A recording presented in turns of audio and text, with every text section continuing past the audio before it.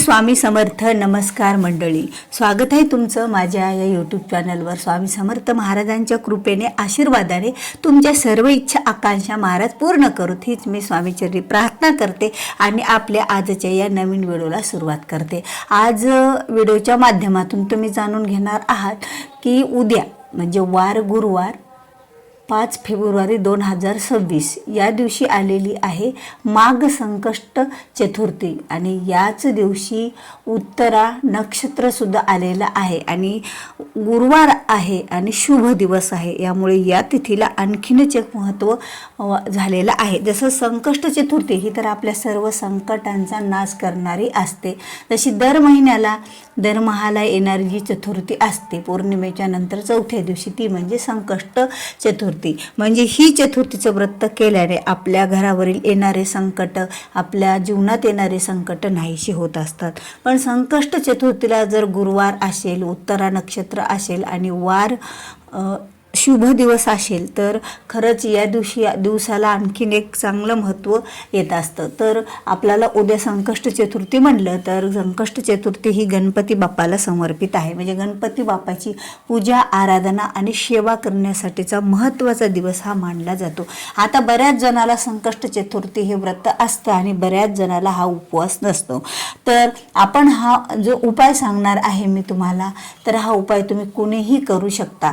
ज्यांना चतुर्थी असेल उपवास तेही आणि ज्यांना चतुर्थी नसेल तेही. हा उपाय आपल्या एका आईने मुलासाठी उपाय करायचा आहे.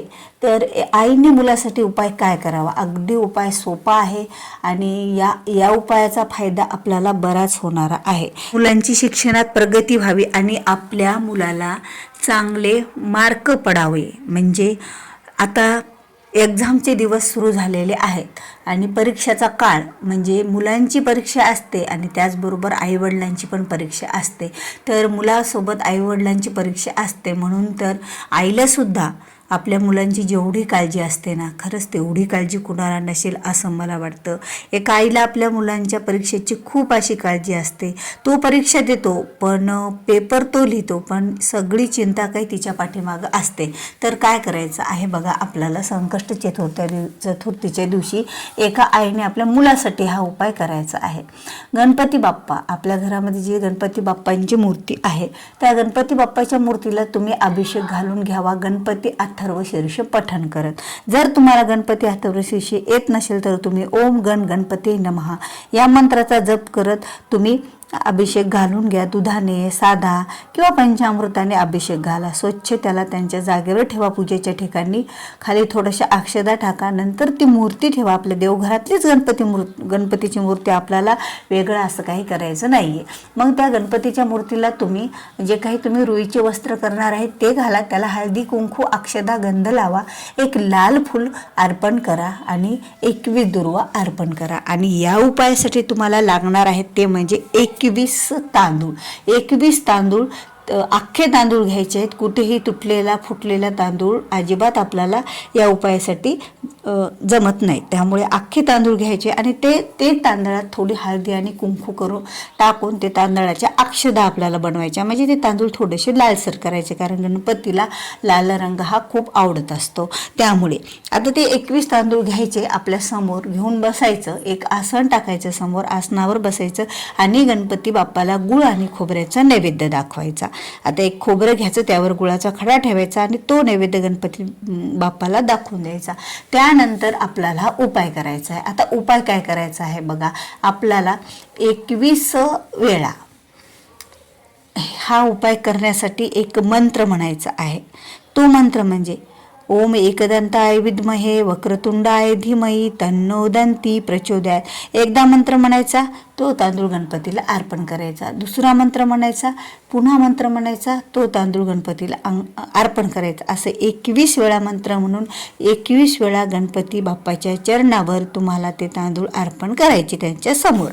आणि गणपती बाप्पाला प्रार्थना करायची की हे गणपती बाप्पा, माझा मुलगा असो किंवा तुमची मुलगी असो, जे तुमचं पाळले आहे ते, यांच्यासाठी मी तुम्हाला प्रार्थना करते की तो 10वीला आहे का 12वीला आहे, त्याची एक्झाम आहे, जे तुमचा मुलगा ज्या कोणत्या वर्गात असेल त्या वर्गाचं तुम्ही नाव घ्या, त्यांना सांगा, मुलाचं नाव सांगा, गणपती बाप्पाला आधी ओळख करून द्या आपल्या मुलाची. म्हणजे असं म्हणा की हा माझा मुलगा आहे, हो या वर्गात आहे आणि त्याला या परीक्षामध्ये चांगले गुण प्राप्त होऊ दे, त्याला चांगले मार्क मिळू दे, त्याची बुद्धी वाढू दे, त्याला वाचलेलं लक्षात राहू दे. असं नाही की आपण दे रे हरी आणि पलंगावरी, त्याने जे अभ्यास केला ते त्याला लक्षात राहू दे, परत त्याला अभ्यास करण्याची ओढ दे आणि त्याच्या बुद्धीमध्ये खूप वाढ होऊ दे. आता बघा, बुद्धीत वाढ होऊ दे म्हणजे बुद्धीची देवता गणपती बाप्पा ही बुद्धीची देवता आहे आणि त्याचबरोबर विद्येची देवता आहे आणि संकटांचं निवारण करणारी सुद्धा देवता आहे आणि विघ्नहर्ता सुद्धा आहे बघा.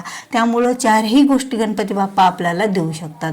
त्यामुळे गणपती बाप्पाला प्रार्थना करा, जे काही माझ्या मुलावरचं संकट असेल किंवा विघ्न असलं. आता बरेच मुलं खूप अभ्यास करतात बरं का, पण त्यांनी अभ्यास केलेला नेमका ते पेपरमध्ये येत नाही आणि विशेष म्हणजे काहीतरी एखादं नशीब म्हणा, संकट म्हणा, काहीतरी विघ्न म्हणा, यामुळे त्यांना चांगले परीक्षेत गुण मिळत नसतात. यामुळे तुम्ही हा उपाय करा, गणपती बाप्पाला प्रार्थना करा, गणपती बाप्पाला नमस्कार करा आणि बस एवढं जरी केलं तुम्ही आणि गणपतीला नमस्कार करून त्यांना प्रार्थना केली आणि हा उपाय केला तर खरंच आपल्या मुलाला परीक्षेमध्ये चांगले गुण मिळतील, त्याला वाचलेलं लक्षात राहील. कारण बाप्पांच्या समोर केलेली संकष्ट चतुर्थीच्या दिवशीची प्रार्थना कधी वाया जात नाही, केलेले उपाय सहसा वाया जात नसतात.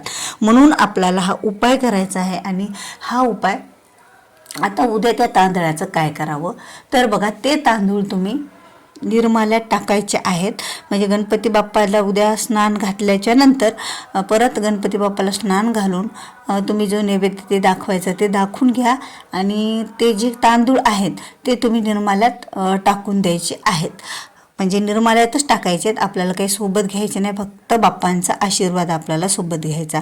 कारण आजकाल परीक्षेला जाताना आपल्याला काही सोबत नेऊ देत नाही आहेत, म्हणून फक्त बाप्पांचा आशीर्वादच घेऊन आपल्या मुलांना गणपती बाप्पाचा आशीर्वादाने त्यांचा रिझल्ट चांगला लागावा, त्यांचा पेपर चांगला द्यावा, मुलाचा अभ्यासाला आळस येऊ नये किंवा त्याला कुठलं विघ्न संकट परीक्षेच्या काळात येऊ नये. बरेच विद्यार्थी बघा खूप अभ्यास करतात पण ऐन वेळेवर त्यांना काहीतरी त्यांचं तब्येत बिघडती आणि मग ते कुठेतरी रिलॅक्स राहत नाही, तब्येत बिघडलेली राहते. मग आता तब्येत जेव्हा बिघडती त्यावेळेला वाचन केलेलं सुद्धा लक्षात राहत नसतं. मग परीक्षेचं असं ठिकाण येतं एखादं की त्या ठिकाणावर उशिरा माणूस पोहोचतं किंवा असे बरेच काही विघ्न येत असतात, काहीतरी संकट येत राहतात. तर ह्या सर्व काही दूर होतील बाप्पाच्या कृपेने. यामुळे बाप्पाची अशा अगोदर तुम्ही प्रार्थना करून द्या, कारण संकष्ट चतुर्थी आणि तेही माघ महिन्यातले आणि वार गुरुवार हा आपल्या गुरुचा स्वामी समर्थ महाराजांचा दिवस, आपल्या गुरुचा दिवस आणि या दिवशी उत्तरा नक्षत्र आहे आणि शुभ दिवस आहे. त्यामुळे आपली उत्तरेतर उत्तर नक्कीच प्रगती होईल आपल्या मुलांची, यात किंचितही शंका नाही आहे. तर गणपती बाप्पांच्या आशीर्वादाने तुमच्या मुलांची भरपूर प्रगती होऊ द्या, त्यांना अभ्यासात चांगले मार्क घेऊ द्या, पेपर चांगला जाऊ द्या आणि रिझल्ट चांगला लागू द्या. हीच बाप्पाच्या चरणी प्रार्थना करूया आणि आपल्या आजच्या व्हिडिओ इथेच थांबूया. तर श्री स्वामी समर्थ, जय जय स्वामी समर्थ. गणपती बाप्पा मोरया, मंगलमूर्ती मोरया.